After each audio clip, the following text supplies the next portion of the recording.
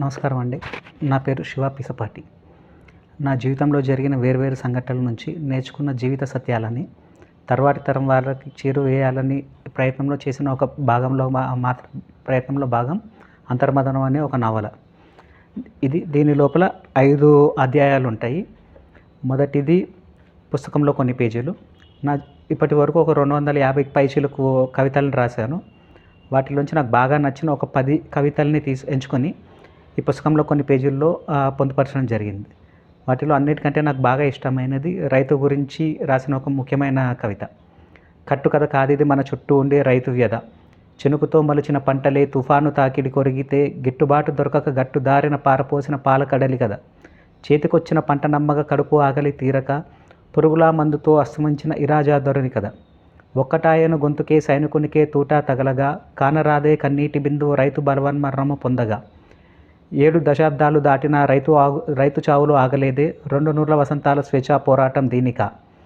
ప్రతిరోజు ఎంతోమంది రైతులు చనిపోతున్నారని చెప్పని అనుకుంటూ ఉంటాం, కానీ ఒకరు కూడా ఎందుకు చనిపోతున్నారని మాత్రం ఆలోచించే ప్రయత్నం ఎప్పుడూ చేయలేదు.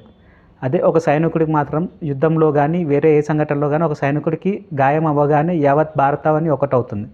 అలాగే రైతుల కోసం కూడా ఒకటయ్యి వారి కష్టాల నుంచి దూరం చేయాలని ప్రయత్నంలో నా ప్రయత్నంగా నేను రాసిన ఒక కవిత అది. అలాగే రెండవది తీరం తాకే అలజడికైనా పడమట అలసే సూర్యుడైనా, వచ్చేటప్పుడు ఏడుపు ఒకటే వీడిన రోజున సంద్రపు శోకమే, కడలే మింగే కష్టం వస్తే తలదించుటే ముగియును మజలి, ఎదురీదే కెరటం నేర్పెను ఓర్పే చూపును గెలుపుకు దారి. ఒక చిన్న కష్టాలు వచ్చాయని చెప్పని మనిషి ప్రాణాన్ని బలించుకోవడానికి సిద్ధపడతాం, కానీ ఒక సముద్రపు అల నేర్పిస్తుంది తీరం తాకాక తను చేరగలదో లేదో అని చెప్పని ఏనాడు వెనకడుగు వేయకుండా ముందుకు సాగడానికి ప్రయత్నిస్తూనే ఉంటుంది. అలాంటి కష్టాలు అట్లా మనకి జీవితంలో కష్టాలు వచ్చినప్పుడు ముందుకు ఎట్లా సాగాలో సముద్రాన్ని ఇన్స్పిరేషన్గా తీసుకొని ముందుకు సాగాలి అని చెప్పని అది ఒక ప్రయత్నంగా రాయడం జరిగింది. రెండవ పుస్తక కథ పేరు మధురం ఈ జ్ఞాపకం. గతం తాలూకు జ్ఞాపకాలలో బందీలుగా మిగిలిపోయి జీవితాన్ని అంధకారం చేసుకుంటున్న వారందరికీ కనువిప్పు కలిగించే ఒక అందమైన కథ ఇది. ఒక 25 సంవత్సరాల పిల్లాడు తన జీవితంలో జరిగిన ఒక అనుకోని సంఘటనల నుంచి బయటపడలేక చావుకి సిద్ధపడతాడు. సూసైడ్కి సిద్ధపడ్డాక అతను గతం తాలూకు సంఘటనలు నెమర వేసుకుంటూ చనిపోవడానికి కొన్ని క్షణాల ముందు ఏం చేశాడు, అతను చావు ఎటువైపు దారి తీసింది, దీనికోసమని చెప్పిన ఒక అందమైన గతం తాలూకు జ్ఞాపకాలను ఒక అందమైన పాట కూడా రాయడం జరిగింది. అది కూడా మీరు విని సంతోషించి నాకు ఎంకరేజ్ చేస్తారని చెప్పి భావిస్తున్నాను నేను. మూడవది వైకుంఠపాలి. ఒక స్కూల్ ప్రిన్సిపాల్ తన పిల్లల్ని దారిలో పెట్టడానికి ఒక చిన్న ప్రయత్నం చేస్తే ఒక పిల్లాడు మాత్రం భూత భవిష్యత్ వర్తమాన కాలాలని మొత్తం ఏకం చేస్తూ ఒక అందమైన కథను రచించాడు. దాని లోపల దేవుడికి దెయ్యానికి మధ్య కాన్ఫ్లిక్ట్ని కూడా సృష్టిస్తూ ఒక దాగుడు మూతలు అనే కవిత కూడా అందమైన కథ రాయడం జరిగింది. దానిలో పంచి పుట్టిందే 3 విలన్స్ ఆఫ్ మై లైఫ్. నా జీవితంలో కలిసిన ఒక 3 స్నేహితులు నా జీవితానికి వాళ్ళు ఎలా శత్రువులుగా మారారు. ఈ 5 వేర్వేరు కథల్ని ప్రతి కథకి ఏదో ఒక చోట చిన్న లింక్ చేసుకుంటూ ఒక అందమైన కథగా ఒక అందమైన పుస్తకంగా మీ ముందుకి ఒక 'అంతర్మథనం' అనే పుస్తకంతో వస్తున్నాను. ఆదరిస్తారని చెప్పని ఆశిస్తున్నాను. కంటికి కనిపించని నిజానికి కళ్ళ ముందు తిరిగే అబద్ధానికి మధ్య పరిష్కారం దొరకని ఎన్నో ప్రశ్నలు ఉంటాయి. వాటిని పరిష్కరించాలని మనం చేసే ప్రయత్నంలో విధి ఆడే వింత నాటకమే దాగుడు మూతలు. ప్రేమ, పుట్టుక, చావు, ఓటమి, గెలుపు, ఇలా మనకి తెలియని ఎన్నో ప్రశ్నలకి సమాధానం వెతకాలని నా కథానాయకుడు ప్రయత్నిస్తున్నాడు. వాటి కోసం తనదైన నిర్వచనం తెలుసుకుని అందరికీ అర్థమయ్యేలా చెప్పాలనుకుంటాడు. ఆ క్రమంలో తనని కలిసిన ఒక సాధువుని ఇవే ప్రశ్నలు అడిగితే సాధువు ఇతనికి అర్థమవ్వని సమాధానం చెప్పి వెళ్ళిపోతాడు. ప్రేమ ఆ సమయానికి మనల్ని సంతోషంగా ఉంచేది. పుట్టుక మనం కోరకుండా వచ్చేది. చావు మనం కోరుకున్నా ఆగనిది. ఓటమి మనల్ని మనం నియంత్రించుకోలేని విధంగా బాధిస్తుంది. గెలుపు మనల్ని అహంతో విరవీగేలా చేసేది. ఈ సాధువు చెప్పిన నిర్వచనం తను వెతికే ప్రశ్నలకు సమాధానం ఇది 2 ఒకటి కాదని, అతనికి ఇంకా ఏవో ప్రశ్నలకి సమాధానం కావాలి, సరైన నిర్వచనం తెలుసుకోవాలని మళ్ళీ తన అన్వేషణ మొదలుపెట్టాడు. తన రాసుకున్న ప్రశ్నలకు వేటికి సమాధానం దొరకలేదు, కానీ కొత్త ప్రశ్నలు మొదలయ్యాయి. అందరూ తన చుట్టూ ఉండేవాళ్ళు దేవుణ్ణి ఎందుకు ఎక్కువగా నమ్ముతున్నారు? చావు తర్వాత జీవితం ఏమిటి? చావు మనిషికి ప్రశాంతతనిస్తుందా? ఇలాంటి ప్రశ్నలన్నింటినీ తన పుస్తకంలో రాసుకొని ప్రతి ప్రశ్నకి తను నమ్మగలిగే సమాధానం కోసం వెతుకుతున్నాడు. కానీ ఎంతైనా మనిషి కదా, ఒకేసారి అన్ని ప్రశ్నలకు సమాధానం దొరకవు అని చెప్పని అతనికి అర్థమైంది. ఒక్కో ప్రశ్నకి ఒక్కోసారి సమాధానం వెతుకుదాము అని చెప్పని తన ప్రయాణం మొదలుపెట్టాడు. తనకే తెలియకుండా దేవుడికి, దెయ్యానికి, మూఢనమ్మకాలకి, సైన్స్కి మధ్య జరుగుతున్న ఒక వింత అబద్ధాన్ని ప్రజలు ఎలా సృష్టించారో తెలుసుకొని దాన్నే తనకి కావాల్సిన సమాధానంగా వెతుకుతూ ముందుకు వెళ్ళాడు.